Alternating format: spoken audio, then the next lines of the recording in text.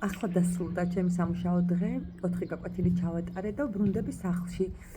გუშინ დაგიზიარეთ, რომ ვაპირებდი წერითი დავალება შემეთავაზებინა ბავშვებისთვის, რომელსაც ჰქვია ფოტო ამბავი. და ახლა მინდა რომ მოგიყვეთ თუ როგორ ჩაიარა დღე.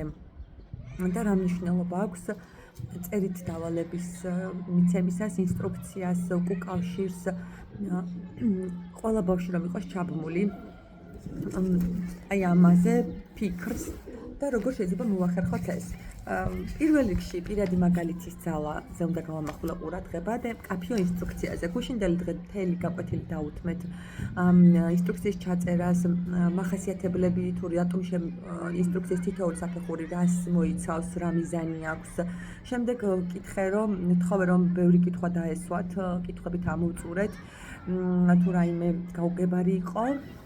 ყველაფერი უნდა გაითვალისწინოს მასწავლებელმა წერითი დავალების დროს, რა შეიძლება გახდეს დამაბრკოლებელი ბავშვისთვის და აი ამ ყველაფრის გათვალისწინებით შემდეგ მივალთ იმ შედეგამდე, რომ კლასის ყველა მოსწავლემ შეძლოს დაწერა. ახლა მე მიჭირავს ხელში 67 ბავშვის ნაწერი.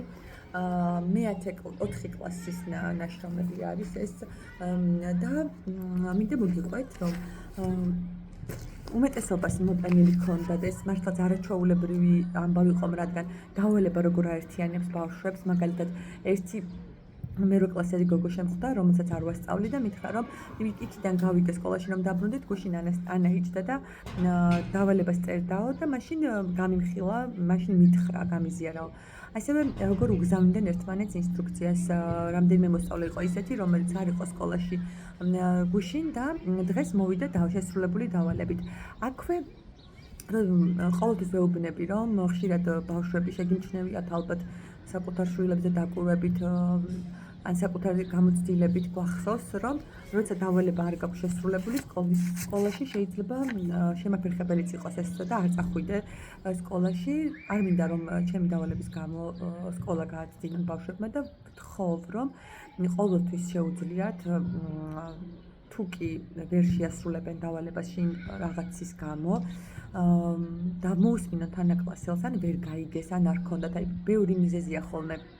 თაბახის ფურცელი შეიძლება არ ქონდა, შეიძლება ვიღაცას ფოტო ინსტრუქცია ყველა საფეხური ვერ გაიგო ვიღაცამ და მოკლედ ეს არ უნდა გახდეს ბავშვის ემოციური ფონის თვის დამძრგუნველი და სტრესის მიზეზი.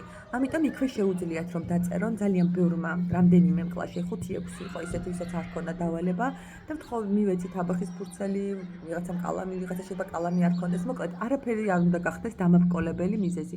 იმიტომ რომ ყოველთვის შეგიძლია აირჩიო, გაუბრას და გაუწყრე, დაემუქრო, თქვათ ნერვებმა გიმტკუნოს, მაგრამ ეს ყველაფერი დროსაც გვიკარგავს, ნერვებსაც მოქმედებს, კლასის საერთო ფონს ამცირებს, გცვლის. ამიტომ იქვე გამოასწორონ პრობლემა და იქვე დაწერონ. და მართლა შესანიშნავი ნაშრომები აქვთ ხოლმე. და კიდევ ერთი მოსმენა.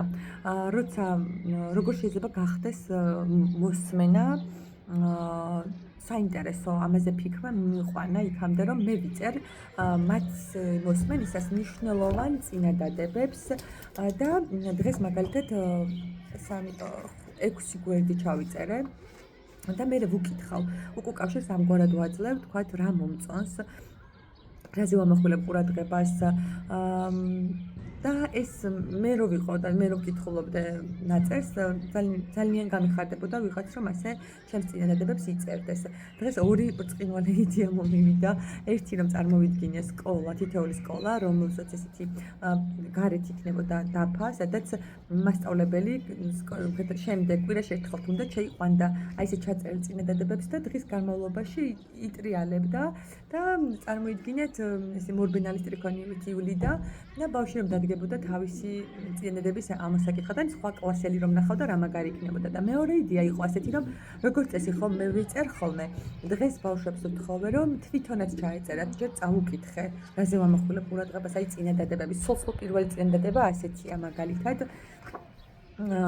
უკან კი თავლიანი ნაძვები მოჩანს. აი მარტო ამ წინადადების წარმოდგენისას ხო შეიძლება გადადიხარ სხვა გარემოში, შენი გონება მუდმივად მოძრაობს და მუდმივად იცვლის გარემოს, განწყობას, ფონს, შეგრძნებებს და წინადადებები თუ ამაზე გავამახვილებ ყურადღებას, ბავშვები მარტივად იწყებენ თავადაც თავისი კლასელების თანანაწერში წინადადებების შერჩევას და ისეთი საინტერესოა თვითონ რაზე ამახვილებენ ყურადღებას და მე შენ შედარება თუ გიწერია შენც იგივე წინადადება.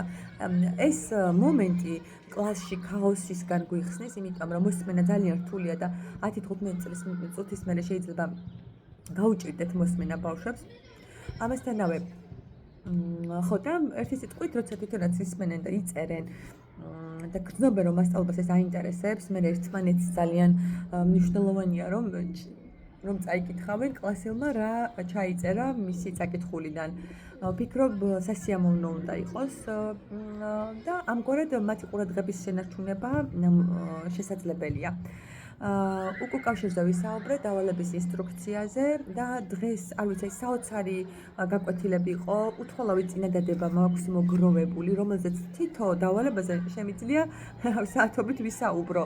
შეკითხვები სრულდებოდა, უნდა მოეფიქრებინათ ერთი შეკითხვა და ცალკე ამაზე რომ ვისაუბრო თუ რა აინტერესებთ, როგორ შეკითხვებს ვამენ, ესეც ცალკე მოსაყოლი ამბავია, ასევე სათაურები იყო ულამაზესი, მაგალითად თოვლიანი სიხარული, ავტყდით, პირველად საბაგიროზე sleepover, 2025 წლის კარგი დასაწყისი, მე და ჩემი კლასელები, კურსელები, ფოტოსარკეში, უეცარი იდეა, მსხვერპლი თავისუფლებისთვის, კოცონის ირგვლივ, პირველად კინოთეატრში, მთებში დაკარგულები, ფეხბურთის მატჩი, ეს მე-10 კლასის მოსწავლეების სათაურებია.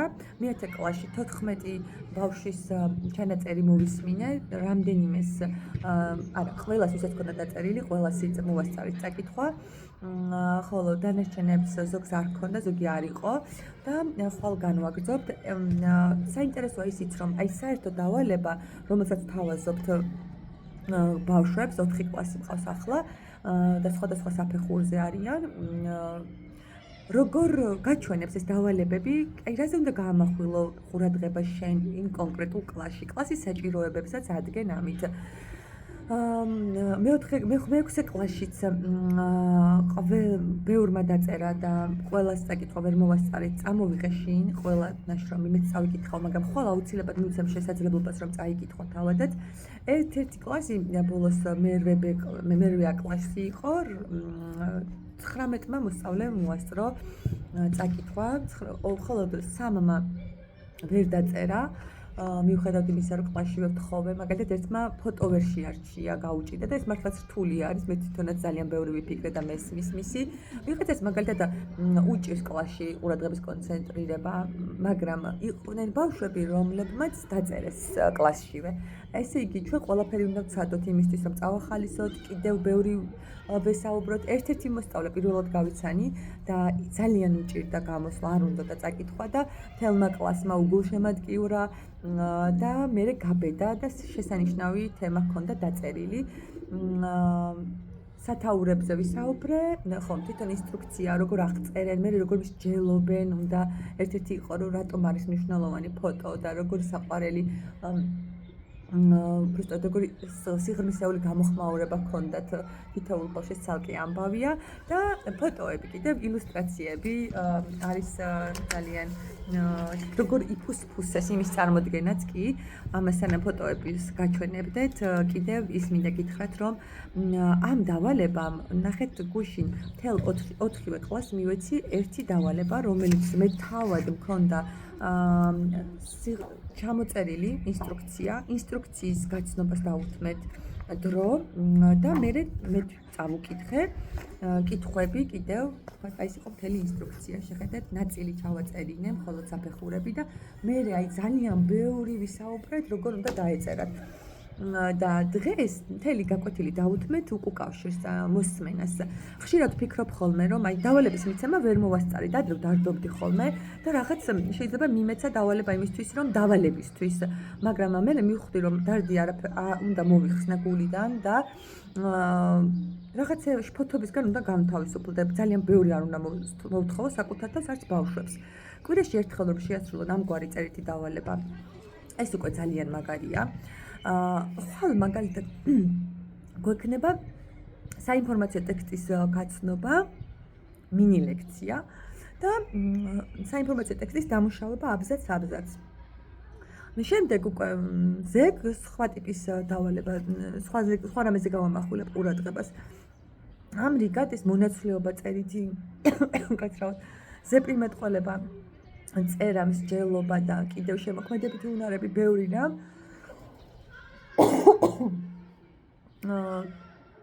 საინტერესოს ხდის საგაკვეთილო პროცესი. დღეს მხოლოდ წაიკითხეს მე მახსოვს როგორ მისმენდნენ ჩემი კლასელები და მახსოვს კიდევ ის როგორ მიხაროდა როცა აღმოვაჩენდი რომ რომელიმე ჩემმა კლასელმა კარგი თემა დაწერა. ამაზეც ბევრი ვისაუბრეთ, რომ მარტო საკუთარი ნაწერის საკითხვა არ არის მნიშვნელოვანი, მნიშვნელოვანია და პირადი განვითარებისთვის ასევე უაღრესად საჭიროა, რომ სხვისი მოსმენა ისწავლო, შემჩნევა დაფასება, მადლიერება თუნდაც გულში გაუგზავნო ფიქრი, იმიტომ რომ ასეთი ურთიერთობები შემდგომ აისახება საკლასო გარემოზეც და უფრო მსუბუქი ჰარმონიული ხდება მათი ურთიერთობა. იმედი არ გამომრჩა რამე, აი ეს ფოტოები ზოგმა დახატა, ზოგმა დიდი ფოტოა მობეჭდა. ნახეთ რა ლამაზია ეს ნახა, რამდენი უფიქრიათ, ამაზე გული მიჭუყდება, რომ წარმოვიდგენ, როგორ მოიძიეს, როგორ აი ეს პროცესი თვითონ ბავშვი, რომელსაც მე ვერ ხედავ, ხო?